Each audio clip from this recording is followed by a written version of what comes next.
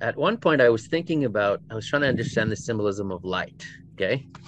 Light and dark and things like that. And then I did the kind of the exercise that I was telling you about before. I put myself in a really basic, almost prehistoric man frame of mind. And then I realized that light is fire.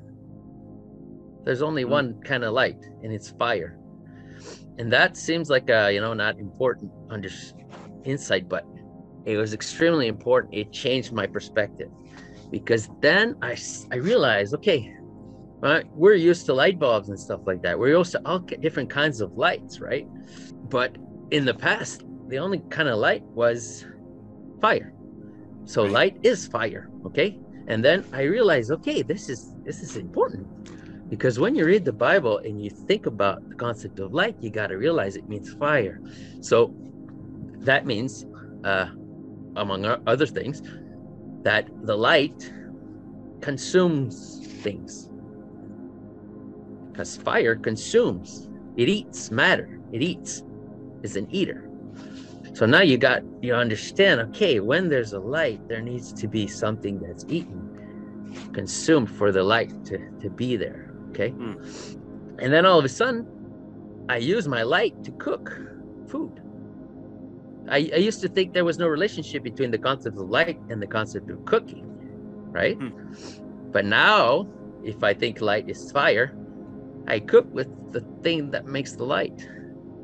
I was thinking about the concept of a direct light and a reflected light, okay? And then I realized something. I realized, when do we see reflected light in the prehistoric man's world, When do we see that? When do we see reflected light? There's not that many times.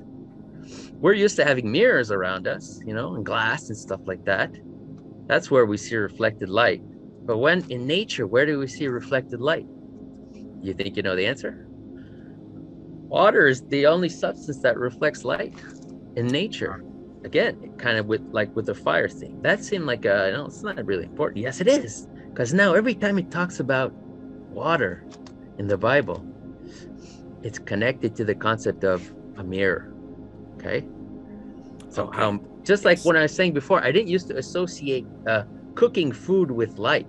But if light is fire, then those two things are connected. Same thing here. I didn't used to associate mirrors with water, but now they're connected. So now when I say something like, you got to renew yourself, okay? And I say, what is the symbolism of renewal in the Bible? It's water, right? Cleaning yourself with water. Drinking water is about refreshing. Refreshment means renewal. You're renewing yourself. But then also with the water, I see myself in the water. The water is a mirror, okay? So when I'm cleaning myself, I can even see this really practically. A person goes down to the lake and he cleans himself. He sees himself in the mirror. See, those things are connected. Looking at yourself in a mirror and cleaning yourself in nature are things that are connected. But in our modern life, they're not connected. You see? So in the symbolism, they are connected.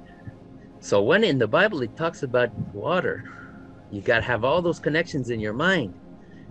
And they are, when you read the stories, you see them, the connections of, you see yourself in the mirror. Okay?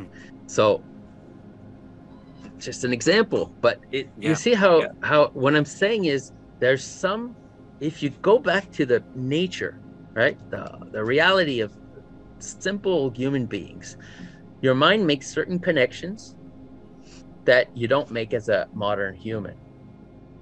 And then, but if you want to understand ancient stuff, ancient scripture and things like that, and symbolism, you do have to return to a primitive experience.